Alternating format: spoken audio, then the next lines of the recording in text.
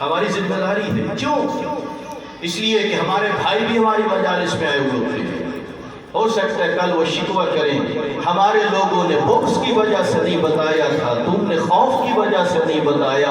اتمام حجت کرنا ہماری ذمہ داری ہے۔ اس لیے میرے مومن بھائیوں، جس طرح لا الہ الا اللہ حکم خدا ہے، محمد رسول اللہ حکم خدا ہے، اسی طرح علی ولی اللہ حکم خدا ہے۔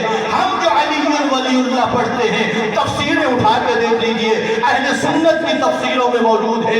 جب اللہ کے نبی معراج پہ تشریف لے گئے تھے تو جنت کی جب سیر کروائی گئی تو ایک دروازے کے اوپر لکھا ہوا تھا لا الہ الا اللہ محمد رسول اللہ علی اخو رسول اللہ۔ ہم سے کیوں ناراض ہوتے ہو؟ ٹھیک ہے، یہاں دیواروں پر ہم لکھتے علی ولی اللہ، کیا جنت کے دروازے پہ ہم نے لکھا ہے؟